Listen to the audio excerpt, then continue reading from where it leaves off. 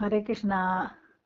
நேத்திக்கு ராதா மதன் மோகன் விக்கிரகம் கரோலி அப்படிங்கிற இடத்துக்கு போன கதையை பார்த்தோம் விருந்தாவன்லேருந்து. இன்னைக்கு விருந்தாவனத்துக்கு அவர் எப்படி வந்தார் அப்படிங்கிறத பார்ப்போம் நம்ம. அது ஒரு ரொம்ப அழகான ஒரு லீலை பகவான் பண்ணியிருக்கிற மதன் மோகன்.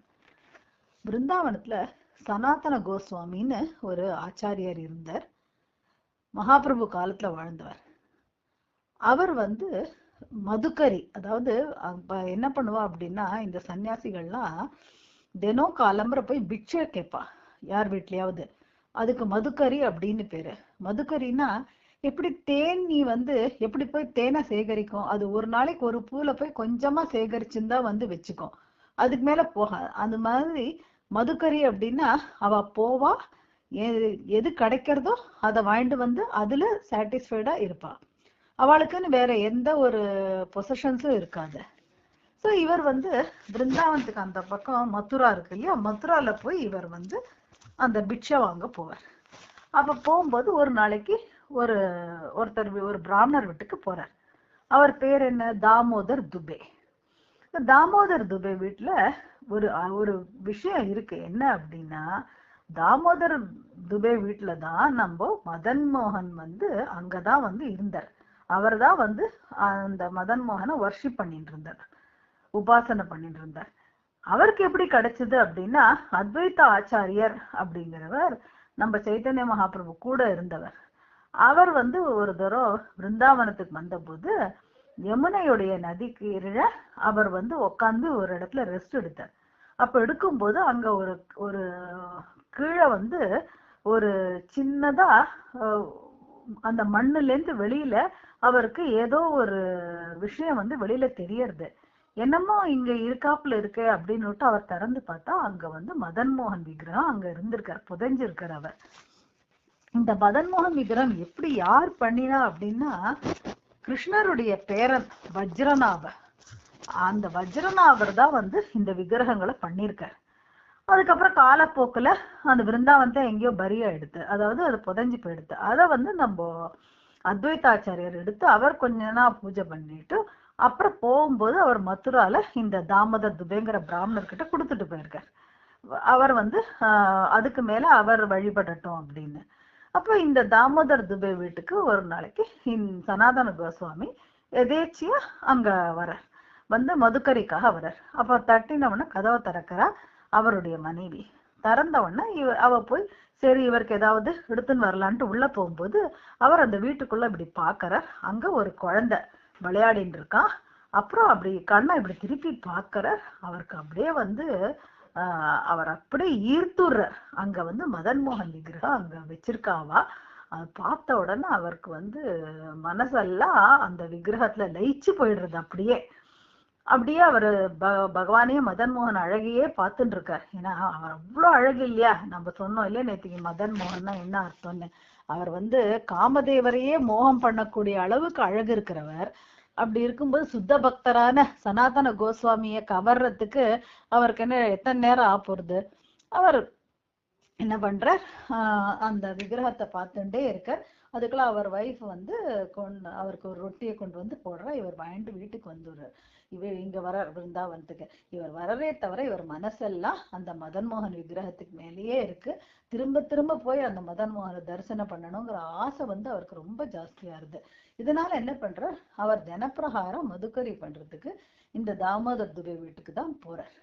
இதுல இன்னொரு ஒரு அதிசயமான ஒரு விஷயம் என்ன அப்படின்னா, இந்த தாமோதர் துபே அவ வீட்டுல கிருஷ்ணரை அப்படி ஒரு அர்ச்சா விக்கிரகம் அப்படின்னு எல்லாம் இல்லாம அவ ஆத்துல ஒரு பையனா, அவருக்கு ஒரு பையன் இருக்கு இல்லையா, அதே மாதிரி இவரும் கிருஷ்ணரையும் ஒரு பையனாவே மதன் மோகனையும் பையனாவே அவ பாவிச்சுட்டு இருக்கா.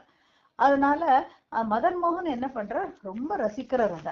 அவர் சில நாளைக்கு என்ன பண்ணுவார், அவருடைய புள்ள இருக்காரு, அந்த அவர் புள்ள பேரு சனாதன கோஸ்வாமி. இவங்க போறார். அவர் புள்ள ஒரு நாளைக்கு அந்த மதுரால யமுனையுடைய நதிக்கரையில விளையாட போறார். அந்த பையன் விளையாடின்னு இருக்கான் மத்தவாளோட. மதன் மோகனும் போயிடுவார் விளையாடுறதுக்கு. அந்த பிள்ளைகளா சேர்ந்து அவர் அங்க விளையாடிட்டு இருப்பார். அதே மாதிரி இந்த பையன் தூங்கும்போது பக்கத்துல மதன் மோகனையும் வச்சுதான் தூங்குவான். அதே மாதிரி அந்த மாதாஜியும் என்ன பண்றா அப்படின்னா, அவ அம்மாவும் மதன் மோகனும் ஒரு புள்ள, இந்த அவளுடைய புள்ள ஒரு ஒரு குழந்தை அப்படிங்கிற மாதிரி ரெண்டு பேரையும் தன்னுடைய பிள்ளைகளா பாவிச்சு அவ அந்த மாதிரியான ஒரு பிரேமையில அவ வந்து அங்க அவரை வந்து உபாசனை பண்ணிட்டு இருக்கா, வழிபட்டு இருக்கா. அப்படி இருக்கும்போது தினம் சனாதன கோஸ்வாமி வர்றார் இல்லையா, அவர் இதெல்லாம் பாக்குறார். சில நாளைக்கு அவ குளிக்காம போய் விக்கிரகத்தை தொடுறதும், அந்த குழந்தையும் போய் விக்கிரகத்தோட ரொம்ப அந்யோன்யமா அப்படி இருக்கிறதும், அன்கிளீன், அதாவது அந்த அளவுக்கு விக்கிரக வழிபாடு அப்படின்னாலே ரொம்ப ஆச்சார அனுஷ்டானங்கள்லாம் நிறைய இருக்கு, ரூல்ஸ் எல்லாம் இருக்கு. எழுந்து குளிக்கணும், அதுக்கப்புறம் சுத்திகரிச்சுட்டு தான் நம்ம போனோம், பகவானை தொடுறதுன்னா சாப்பிடாம இருக்கணும், அபிஷேகம் பண்றதுன்னா இந்த மாதிரிலாம் நிறைய விதிகள் இருக்கு இல்லையா நம்ம விக்கிரக வழிபாடுல.